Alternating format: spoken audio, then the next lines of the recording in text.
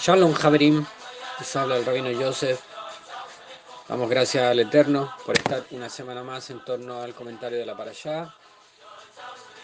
Esta semana, una semana muy importante porque estamos entrando en nuestras altas fiestas solemnes, el segundo ciclo de nuestras festividades solemnes.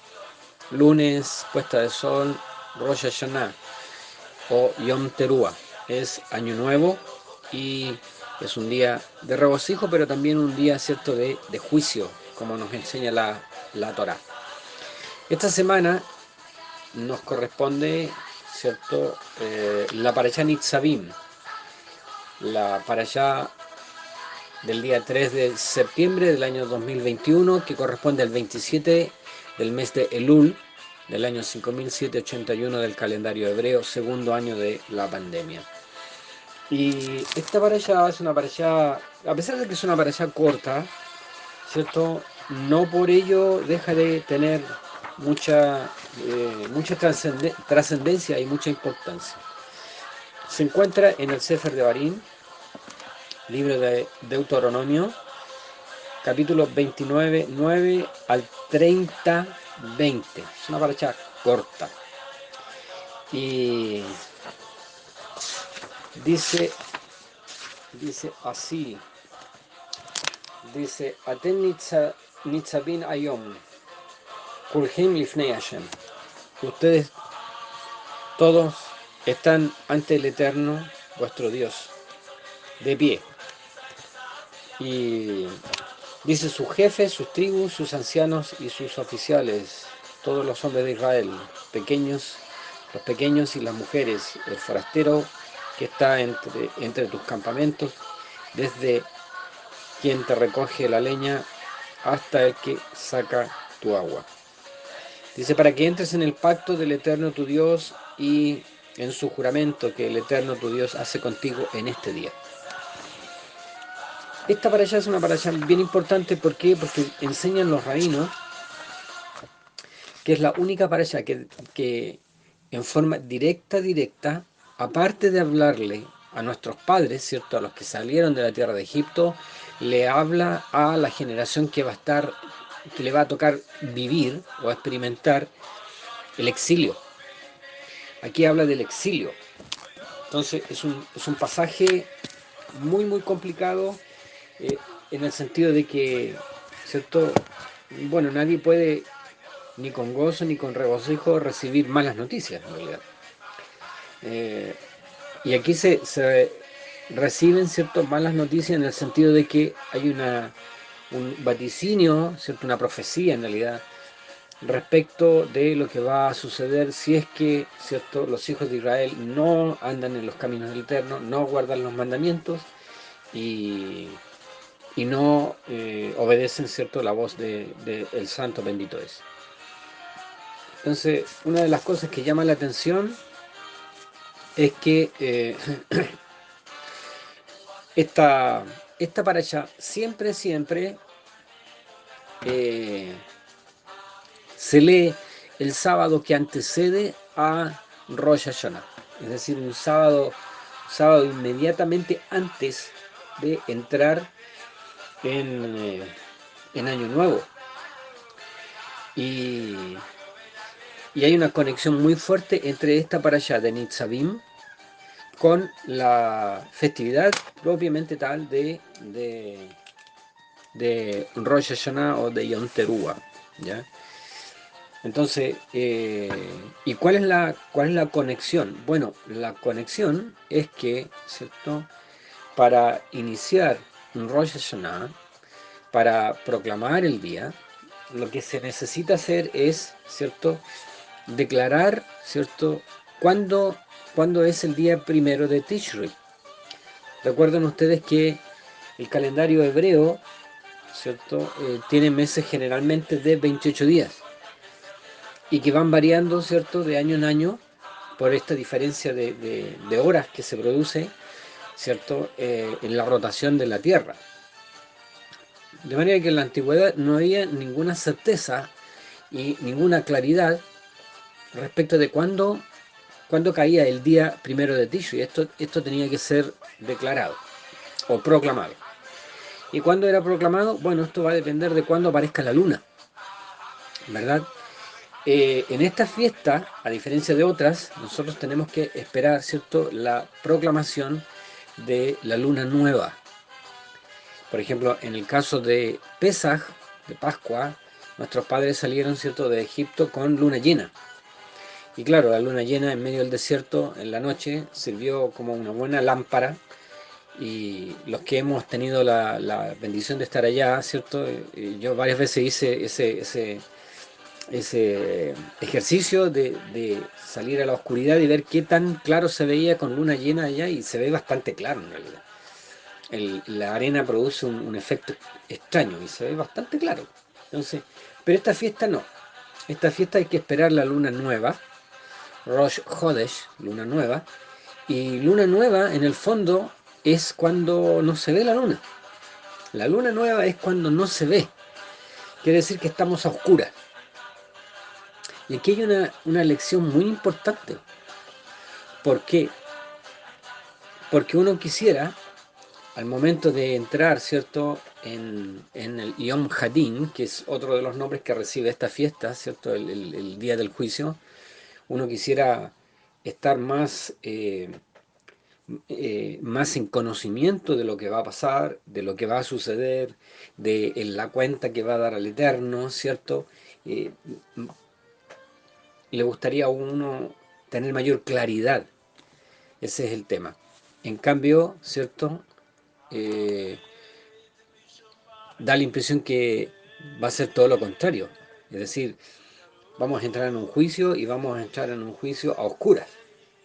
Es decir, no sabemos de quién nos van a acusar, no sabemos, ¿cierto?, qué se nos va a imputar, ¿verdad? Entonces, los sabios, nuestros sabios de bendita memoria, nos dicen que aquí hay una cosa muy enigmática en la luna. La luna, para los efectos de las constelaciones y el movimiento de las constelaciones en la Torá, la luna representa el lado, ¿cierto?, oscuro y el lado negativo. Y representa no solo eso, sino que representa todo aquello que es inseguro, todo aquello que es incierto, que son cosas que uno no quisiera tener al momento de ir a juicio. Es decir, como yo acabo de mencionar, todos quisiéramos, ¿cierto?, al momento de tener una conversación con el Eterno, tener la situación lo más clara posible, qué nos van a decir, qué podemos responder, ¿verdad? En los juicios que se hace, ¿cierto?, en la vida normal y secular, eh, los abogados, incluso la fiscalía, no tienen claro, ¿cierto?, en qué consiste el caso cuando la carpeta está cerrada, cuando hay prohibición, por ejemplo, de informar, y no saben, el abogado no sabe de qué precisamente se va a acusar a su defendido, luego entonces no puede estructurar la defensa. Entonces, la luna representa eso. Y parece tan curioso que en Nitzavim, cuando vamos a estar todos frente a Dios, cuando estamos todos de pie delante de Él, ¿cierto? No se tenga claro qué se nos va a decir, qué se nos puede decir. Entonces hay que fijarse aquí en esto que nos quieren enseñar la Torá. ¿Qué significa esto de que hay que esperar, ¿cierto?, la luna nueva? En el fondo hay que esperar el momento más oscuro. Se espera el momento más oscuro y ese momento se proclama, ese momento, ¿cierto?, se declara, esta es la luna nueva, este es el día primero. En la antigüedad lo que se hacía es que se necesitaban de 2 o más testigos, ¿cierto? Porque hay una norma en la Torá que dice que todo hecho consta delante de 2 o más testigos. Y el testimonio de estas 2 o más personas iba a ser gravitante y decisivo para que el Sanedrín, ¿cierto?, pudiera declarar el día. Y lo que se hacía es, ¿cierto?, habían varias reglas para ir, ¿cierto?, calificando o descalificando, según fuera el caso, a estos testigos. La cosa es que se citaban a estas personas, se les daba una cena, ¿cierto? Se hacían pasar de a uno por puertas distintas para que ellos no se pusieran de acuerdo en su testimonio y ver si efectivamente el testimonio era verdadero o no lo era. Y le empezaban a hacer varias preguntas, qué sé yo, para ir chequeando la información. Cuando el Sanedrín eh, tenía la convicción de que el testimonio era verídico y era verdadero, entonces proclamaba el día, se tocaba shofar y a través de un sistema de antorchas, ¿cierto?, que se ponía en la cima de los cerros, se iba anunciando de un cerro a otro, y esto se hacía a lo largo de, saliendo de Jerusalén, a lo largo de todo el país, y se anunciaba el día. Esa era la forma de anunciar el día. Pero nadie sabía, no se sabía a ciencia cierta si el testimonio iba a ser verdadero o era testimonio falso, que también podía darse. O que los testigos estuviesen, ¿cierto?, por alguna, por alguna norma alágica, ¿cierto?, descalificados, por ejemplo, no podían ser dos testigos familiares, no podían ser esclavos o siervos, ¿cierto?, el testimonio de las mujeres no era válido, y un montón de cosas. La cosa es que, ¿cierto?, finalmente se proclamaba el día. Y me parece tan curioso que esta parashá Nitzavim, que como enseñan nuestros sabios de bendita memoria, representa, ¿cierto?, Rosh Hashanah, y representa, ¿cierto?, el día del juicio, eh, se haga en completa oscuridad. Se haga en completa oscuridad.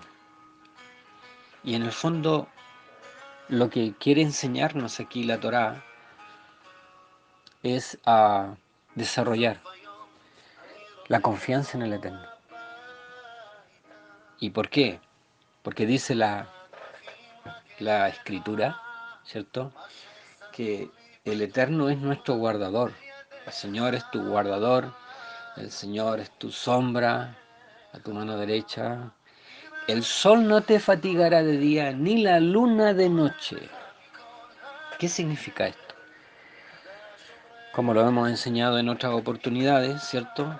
Cuando la Escritura dice que el sol no te fatigará de día, eso es fácil entenderlo, ¿cierto? Uno lo relaciona con el trabajo diario, con la fatiga de la faena, ¿cierto? Debemos recordar que la Torá está dada en un contexto, ¿cierto?, agrícola, y que la labor del hombre en el área, ¿cierto?, rural, agrícola, es muy agotadora, es muy cansadora, es muy sacrificada, es de mucho esfuerzo. Entonces es entendible eso de que el sol no te fatigará de día. Pero ¿a qué se refiere ni la luna te fatigará de noche? Y aquí entramos, ¿cierto?, con la idea que yo mencioné en principio. La luna representa todo lo oscuro de nuestras vidas, todo lo incierto de nuestras vidas. Eh, si nosotros somos creyentes en Mashiach, bendito sea el nombre de nuestro Mashiach, debemos, ¿cierto?, creer lo que dice el Brit Hadashah en el pasaje cuando dice, porque todos tendremos que comparecer ante el tribunal del Mashiach. Eso también es Nitzavim, también tiene que ver con la parashá de esta semana. Entonces cuando pensamos en que algún día, ¿cierto?, tendremos que estar delante de nuestro bendito Mashiach y dar cuenta de todo lo que Él nos dio, ¿cierto?, de todo lo que Él entregó, de todo lo que Él puso en nuestra mano, y, por así decirlo en términos más rabínicos, de toda la luz, ya que estamos hablando de este contraste entre luz y oscuridad, de toda la luz que nosotros debimos haber irradiado y que no hicimos. Nos puede asistir, ¿cierto?, una fatiga por causa de esto, por causa de la luna. La luna representa la inseguridad en el hombre. De hecho, ese pasaje, ¿cierto?, los rabinos lo comentan en el sentido de que la luna no te fatigará de noche, es de todas aquellas cosas, aquellos temores que vienen al alma, al corazón del hombre, a la Neshama. Lo estaremos haciendo bien. Nosotros mismos como siervos del Eterno lo estamos haciendo bien. Podemos hacerlo mejor. Eh, ¿qué cuenta vamos a dar? ¿Estamos bien en las cuentas o estamos siempre faltos, verdad? Entonces, la Escritura nos dice que este día es un día que concita, ¿cierto? Un ambiente y una atmósfera especial. La tradición nos enseña que antes de entrar en Rosh Hashanah, 24 horas antes, ¿cierto? Se deja de, se abstiene uno de tocar el shofar, cosa que se tocó todos los días, desde el primero de Elul se tocó todos los días shofar, llamando al pueblo al arrepentimiento, llamando al pueblo al arrepentimiento. Sin embargo, el último día no se toca. ¿Por qué? Porque dicen los rabinos que hay que producir una atmósfera de silencio delante del santo bendito. Y esto me recuerda mucho un versículo de la Escritura que dice que en el Apocalipsis, en el libro de Revelación, que eh, parece que cuando se abrió uno de los sellos, no recuerdo bien, eh, se produce un silencio en el cielo, dice, y no puedo pensar en eso sin sentir un poco de sobrecogimiento. Porque el cielo, si hay un lugar donde se mete harto ruido y hay harto bullicio es en el cielo, ¿cierto? Las alabanzas, los millares de ángeles que cantan a la gloria del nombre de nuestro Dios. Recuerdan el pasaje cuando dice que un Becará Zé y este llama a uno, este llama a otro para que digan, ¿cierto? Para proclamar, santo, santo, santo, el nombre de Hashem de los ejércitos, lleno está la tierra de la gloria y de la majestad de su nombre. Bueno, pero aquí se produce un silencio delante del Eterno. Entonces, es como para que nos sobrecoja, ¿cierto? Si no miedo, por lo menos temor reverente. Temor reverente. Si pensamos en que en algún momento vamos a estar en esas condiciones y en esa posición, Nitzavim, delante de Hashem, si ahora pensamos en eso, ¿qué sentimiento nos viene a nuestra alma? ¿Lo hemos hecho bien? ¿Lo habremos hecho mal? ¿Pudimos haberlo hecho mejor? ¿O en realidad de los 10 talentos hemos sacado 20 o 30 o 50 talentos? ¿Qué sentimiento nos sobrevienen cuando pensamos en ello? Cuando pensamos que algún día todos nosotros vamos a estar como nuestros padres, Nitzavim, frente al Eterno.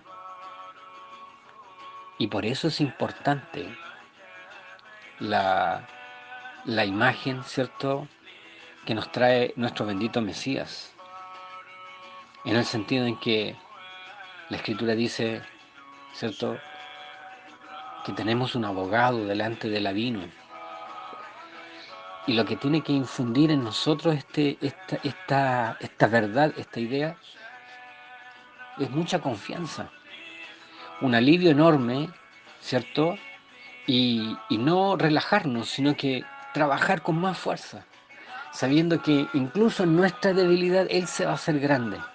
Y si por A, B o C, por errores humanos, o por incluso dejación humana, por inexperiencia, ¿cierto? Porque nadie sabe todo. Dejamos de hacer algo que era importante, esperemos con confianza ese día, sabiendo que Él nos va a librar, ¿cierto?, de la fatiga del día, la fatiga del sol y también de la fatiga de la luna y también de esos pensamientos inciertos, de esas inseguridades, de esos titubeos, de esas dudas. Nos dice el libro de Hebreos que debemos, ¿cierto?, entrar a la presencia del Señor confiados, confiados. Y cuánto más, ¿cierto?, si sabemos que, a diferencia, ¿cierto?, de aquellos que, como dice Rab Shaul, no tienen esperanza, nosotros sí tenemos esperanza. ¿Y cuál es esa esperanza? Y lo dice claramente el Brihadashah. Es, pues, nuestro Mashiach, nuestra esperanza de gloria. Entonces, enfrentemos este este día de juicio, este día de Yom Teruah, al son de la trompeta, un día que se proclama, un día, ¿cierto?, donde debemos alejar todo todo el lado oscuro, ¿verdad?, toda la influencia oscura, debemos ahuyentar todo eso y lo hacemos precisamente con aquel que dijo, ¿cierto?, o a través de aquel que dijo, yo soy la luz del mundo y el que me siga no andará en tinieblas, bendito sea el Señor. De eso se trata Nitzavim, de que tenemos un abogado, tenemos alguien que conoce nuestras debilidades, que se hizo, ¿cierto?, débil tal como nosotros lo somos, que se sacó, ¿cierto?, su traje de gloria y se puso un traje de hombre y estando en la condición de hombre se hizo siervo y se hizo obediente hasta la muerte y muerte en la cruz. Entonces, este pasaje, Nitzavim, si bien es cierto, nos habla de mucha, ¿cierto?, incerteza y de mucha, ¿cierto?, duda, el Bri Hadashah viene a resplandecer con luz propia, cuando nos dice, hijitos, estas cosas os escribo para que no pequéis, pero si pecáis, abogado tenemos delante del Abino a Yeshua, el juez justo, entonces el abogado justo. Entonces debemos, ¿cierto?, enfrentar este día no con una sombra de oscuridad, no con una sombra de culpabilidad, sino que con confianza y sobre aquello que nosotros hemos fallado, por las razones que sea, entender que siempre tendremos con el Eterno una segunda oportunidad. Una segunda oportunidad. Por eso este Nitzavim está estructurado respecto de que Moshe está hablando con estas personas que están aquí, dice Hayom, en este día, pero él está pensando en la generación, ¿cierto?, del exilio. La generación del exilio. Es decir, dicen los rabinos, está pensando en nosotros. Moisés está hablando con nuestros padres, pero él está pensando en los hijos. Él está pensando en los hijos. Y como yo he dicho en muchas otras oportunidades, lo extraordinario de todo esto es que con el Eterno siempre tenemos esperanza. Siempre tenemos esperanza. Nunca está todo perdido. Nunca está todo agotado. La, la, las cualidades que tiene nuestro Avinu, de aquellas cosas que llamar a aquellas cosas que no son como si ya fuesen, ¿verdad? Aquella cualidad de que todo Él lo puede lograr y todo lo puede hacer, debieran a nosotros infundirnos tranquilidad, pero también fuerza. Y fuerza para pensar que el próximo año lo haremos mejor. El próximo año sí lo haremos mejor. Entendiendo que tenemos un Dios, ¿cierto?, que está con nosotros, incluso en nuestras debilidades, está con nosotros, que entiende, ¿cierto?, lo que es estar en la carne y en los días de nuestra debilidad, para poder enfrentar, ¿cierto?, esta festividad de la mejor manera. El judaísmo tradicional nos enseña que desde Rosh Hashanah hasta Yom Kippur, ¿cierto?, vienen 10 días terribles. Y yo siempre me he preguntado, bueno, ¿por qué es terrible? Claro, la respuesta es que ante tanta incertidumbre de qué te van a decir, con qué te podrían acusar, qué te podrían imputar, y ante la más absoluta incertidumbre de acusación, ¿quién no estaría viviendo días terribles? Saber que te pueden acusar, que el Eterno te podría acusar, pero tú no sabes de qué te puede acusar. Todavía no has visto la carpeta investigativa. Entonces, tenemos una esperanza extraordinaria, una esperanza de gloria en Yeshua, nuestro buen Mashiach. Vamos a enfrentar esta festividad, vamos a estar Nitzavim de pie delante de Él, no confiando en nuestro sehut, en nuestros méritos, confiando en los méritos de aquel, ¿cierto?, que nos amó y que por amor por nosotros se entregó. Este es el mensaje de Nitzavim. Es un mensaje que cuando yo lo leo solo ¿cierto? Desde el punto de vista de las maldiciones es un mensaje absolutamente oscuro y sin ninguna pizca de esperanza. Pero cuando avanzamos y seguimos avanzando en la misma lectura de Nitzavim, no solo hay un exilio clarísimo ahí, relatado, sino también hay una restauración gloriosa. También hay una restauración gloriosa. ¿Cuánto más nosotros que no nos presentamos, ¿cierto?, delante de nuestro Padre solos, defendiendo solo nuestra causa, sino nos presentamos con Yeshua, nuestro mejor abogado? Tomemos fuerza y aliéntense nuestros corazones con estas palabras, sabiendo que tenemos abogado delante del Abino y que siempre, siempre, siempre vamos a tener otra oportunidad de parte del Eterno para hacerlo lo mejor posible. No pensemos en que se nos viene un día de juicio. Pensemos en que vamos a reescribir nuestras propias vidas, nuestras propias historias. Dejemos de lado las maldiciones y pongamos en nuestros corazones el firme deseo del próximo año vivir en bendición.